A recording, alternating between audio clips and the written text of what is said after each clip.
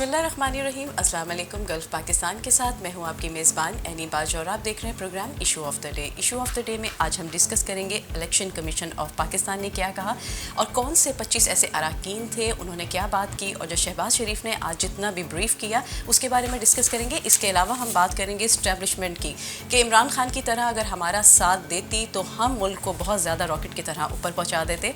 तो इस पर मज़ीद बात करेंगे। हमारे साथ यहाँ पर मौजूद हैं सीनियर एनालिस्ट इकबाल शाह साहब। अस्सलाम वालेकुम। वालेकुम सलाम, बहुत शुक्रिया। यानी आज बहुत ज़्यादा ख़बरें इसलिए हैं कि अगर इसका हयाता भी बंदा आदमी करना चाहे तो इसके लिए काफ़ी 1.5-2 घंटे तो चाहिए, लेकिन पर हमने ब्रीफ करना होता है। हमारा एक कह सकते हैं कि लिमिटेड टाइम होता है। आज सुप्रीम कोर्ट ऑफ पाकिस्तान का जो सदारती रेफरेंस के ऊपर 63A पर फैसला आया था, वो कल भी हम प्रोग्राम कर चुके थे। वो पाकिस्तान की तारीख में क्या अहम मोड़ है कि किसी भी पार्टी के टिकट पर मुंतखब हो के आने वाले आदमी आप मेजर पीरियड उसके साथ रह के एंजॉय करके मिनिस्टर बन के, MP बन के, स्टैंडिंग कमेटी के चेयरमैन बन के, सारे ऐश इशत करके आखिर में जब उनका ज़मीर जागता है वो किसी और पार्टी से कोई माली फ़ायदा लेके या अगली कोई वादा लेके उधर चले जाते हैं और अपनी हुकूमत को गिरा देते हैं। ये एक्चुअल तो ये सारा सिस्टम जो आपका कोलैप्स हुआ होगा इससे पहले का रेफरेंस है। 8 मार्च को नो कॉन्फिडेंस आई थी। काश उस वक्त ये फैसला सुप्रीम कोर्ट ऑफ पाकिस्तान करती तो ये जो इस पाकिस्तान की मुईशत तबाह बर्बाद हो चुकी है, नया सेटअप आया है, काम करने को तैयार नहीं है, अदालतों में केसेज हैं, तो ना होता। बहरहाल क्या कह सकते हैं, देर आए दुरुस्त आए। ये आइंदा पाकिस्तान की तारीख में संगे मेल साबित होगा और आइंदा जो सियासी पार्टियों के ऐसे अरकान हैं जिसको हम कह सकते हैं कि वो हार्स ट्रेडिंग के ज़रिए एक दूसरी पार्टी में चले जाते हैं। वो ये गंदी तीन टर्म है जिसको हार्स ट्रेडिंग कहते हैं, बल्कि डंकी ट्रेडिंग कह सकते हैं। अब उसके रेफरेंस से जो एक पंजाब असम्बली की तरफ से इस्लामाबाद हाई कोर्ट अपना इलेक्शन कमीशन ऑफ पाकिस्तान में ये केस था कि इन लोगों ने बाकायदा तौर पर PTI के रुकन होने के बावजूद इन्होंने हमजा शहबाज शरीफ जो यानी पाकिस्तान मुस्लिम लीग नून के थे उनको वोट दिए और वो वज़ीर आला बन गए। वो वज़ीर आला बनने के बाद भी कंट्रावर्शली रहा सिलसिला, क्योंकि इलेक्शन जैसे हुआ वो चोरी परवेज़ अलैहि साहब जो उनके अपोनेंट थे वो नहीं मान रहे। वो कहते हैं कि इलेक्शन का तो हुआ ही नहीं, इलेक्शन को मानते ही नहीं। वो एक अलग पटिशन लाहौर हाई कोर्ट में चल रही है। गवर्नर साहब हलफ नहीं ले रहे। काबीना इस वक्त आपने देखा कि काबीना बनी हुई नहीं है। कोई जो फैसले करते हैं, जो फैसले पिछले दिनों में बेतहाशा ट्रांसफर हैं उन्होंने की FIA नैब में, वो भी अदालतों को सुबह मोटो लेना पड़ा। उस वही फैसला आया कि आप बिल्कुल स्टॉप इट, कि आप अपने केसों को जो प्रोसीड हो रहे थे या वो मुबैना तौर पर अरबों रुपए की मनी लॉन्ड्रिंग थी, आप तो फिर आए इसलिए थे कि आपके केसेस आप ख़त्म करवाएं, और आवाम का तो कोई आपने कोई इस वक्त को सोचा ही नहीं है कि क्या कर रहे हैं आप। वो भी रोक गया और चेयरमैन नैब ने आज एक आर्डर इशू किया जिसके तहत जिन लोगों की ट्रांसफरें हो भी चुकी थी उनको भी रोक दिया गया है कि नई असाइनमेंट पर ना जाए। अब ये 25 जो अरकान ने पंजाब में तमाशा लगाया, और इस वक्त आप देखें कि पंजाब में किस किस्म खाद की किल्लत है, महंगाई है, गवर्नेंस तो है ही नहीं, वज़ीर आला वन मैन शो है, उसको माना नहीं जा रहा। इस वक्त सूबा पंजाब जो 180 मुल्कों से बड़ा है, कोई हुक्मरानी नहीं है। ये कितना बड़ा नुकसान है। मैं तो ये कहता हूँ उनको DC तो कर ही दिया गया, उनका मुँह काला तो हो गया। उसमें आप देखें अलीम खान भी शामिल है जो ग्रुप बना के फिर रहा था। उसमें छीना ग्रुप है, उसमें खोखर ग्रुप है, उसमें फलाना ग्रुप है, 3 बंदे लेकर ग्रुप बना बैठे थे। उस सब को झंडी हो गई है। और मे भी आइंदा के लिए एक और फैसला भी है जो ताहयात ये डिस्क्वालीफाई हो जाए।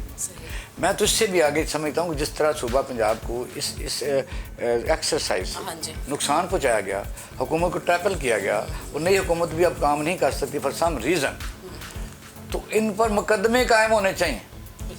इनके ऊपर सख्त FIR होने चाहिए कि आप लोगों ने DC तो कोई सज़ा नहीं है, इससे भी आगे होना चाहिए ताकि आइंदा इबरत पकड़ें कि ये जो लास्ट वन से पूरा किया जाए।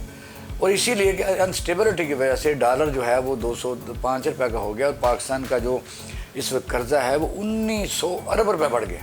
उसका रिस्पॉन्सिबल कौन है? इन्हें तमाशा बनाया हुआ है कि उधर वोट दे दिया, उधर वोट दे दिया, और उसमें अदालतों को भी बड़े एहतराम से कि अगर काश सही फैसला कर देते। अब ये है कि मरीम नवाज शरीफ साहब, मरीम औरंगज़ेब ने प्रेस कॉन्फ्रेंस किया जो वफाकी वज़ीर इत्तलात हैं।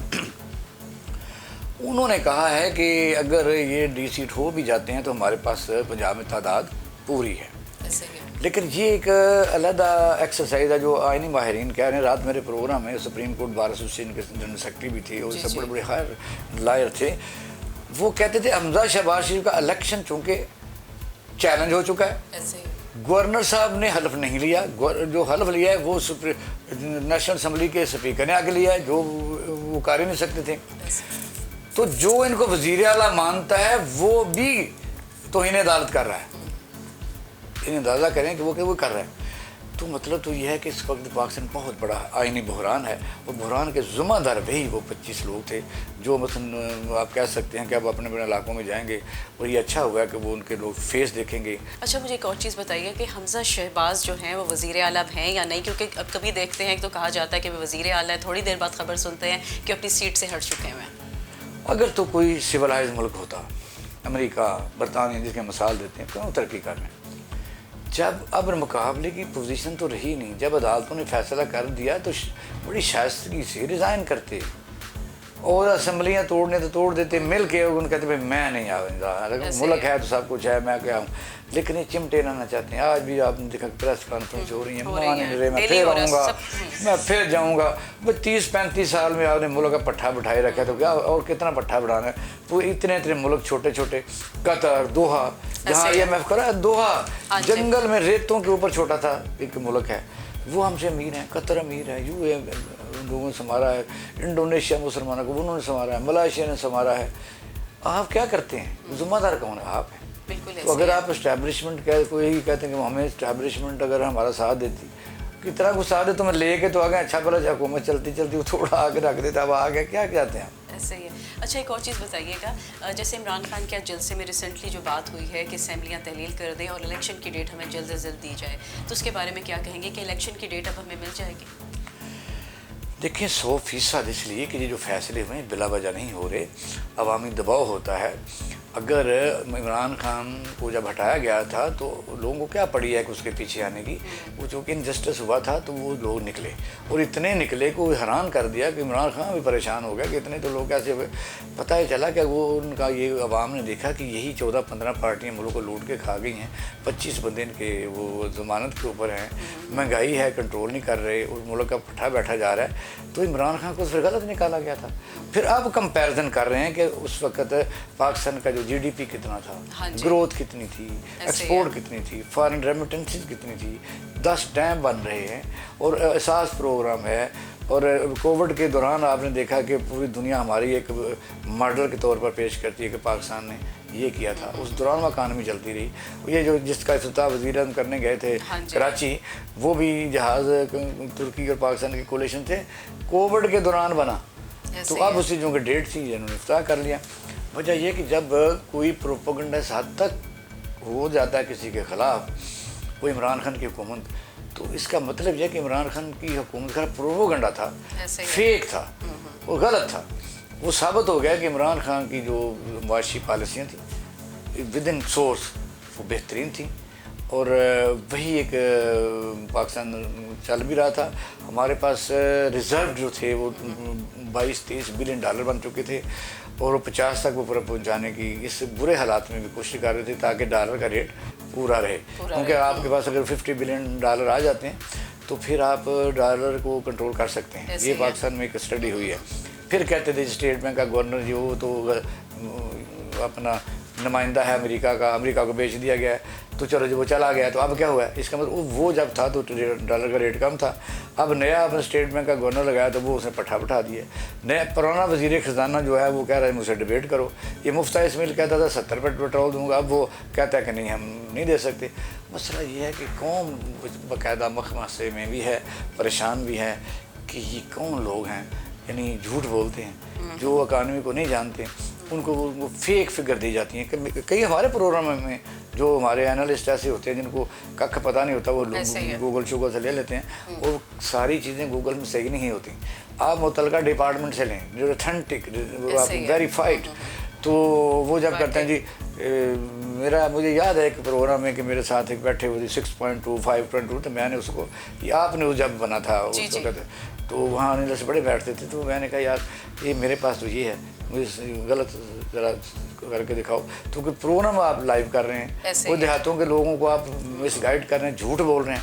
یہ پاکستان میں ڈس آنیسٹی ہے, انٹلیکچوئل ڈس آنیسٹی, ایول جینیس جن کو کہتے ہیں, جس کو غلط کو صحیح بھی اپنی چرب زبانی سے کر لیتے ہیں اور صحیح کو غلط اور غلط کو صحیح کر لیتے ہیں. اچھا مجھے ایک اور چیز بتائیے گا کہ عمران خان کے جلسے کی جو آخری ڈیٹ ہے اور ملتان میں بھی جلسہ اختتام کی جانب ہے, اور جو ہے دوبارہ سے لانگ مارچ اب شروع ہونے والا ہے, تو لانگ مارچ کے حوالے سے کیا کہیں گے؟ نہیں, کل شروع نہیں ہونے والا.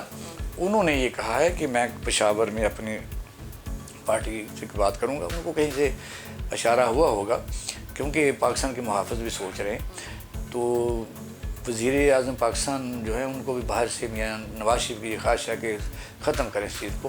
اسی سیاق و سباق میں مریم نے جو سرگودا میں جلسہ کیا تھا, کہا شاہجہاں خان نواسی نے بھی کہہ دیا, خواجہ اعظم نے لندن میں کہہ دیا تھا. یہ بس اب لمحوں گھنٹوں کی بات ہے, لیکن اس میں یہ ہوگا کہ شاید بجٹ کے متعلق اس گورنمنٹ کو دے دیا جائے گا, اور ان کا تو خیال ہے کہ نہ دیا جائے, کیونکہ بجٹ میں کچھ چیز دینے والی ہے نہیں. صحیح. تو اس سے پہلے دو جو آرٹیکلز ہیں, یعنی نیب آرڈیننس ہے اور الیکشن ریفارمز ہیں, ان پر یہ اپنی مرضی سے کچھ کر دیں تو کر دیں, کیونکہ میاں شہباز شریف صاحب, میاں حمزہ شہباز پر فرد جرم بھی عائد ہونے جا رہی ہے, اور وجہ یہ کہ اس دوران وہ خود پیش بھی ہو رہے ہیں. اب اس حالات میں عمران خان جو ہے نا وہ ویٹ کریں گے, کیونکہ ان کو اب دلیلیں دینے کی ضرورت نہیں ہے. وہ جہاں بات پہنچنی تھی وہاں آواز عوام نے پہنچا دی, وہ پہنچ گئی ہے. بہت بہت شکریہ. جی تو ناظرین, آپ بات کر رہے تھے سینئر اینالسٹ اقبال شاہد صاحب سے, اور انہوں نے بڑا اچھا بریف کیا الیکشن کمیشن کے حوالے سے, اور مزید کیا نتائج آئیں گے وہ آپ سے گاہے بگاہے آپ کو بتاتے رہیں گے. ایشو آف دا ڈے میں یہاں پہ لیتے ہیں آپ سے اجازت. رکھیے گا اپنا ڈھیر سارا خیال. اللہ نگہبان.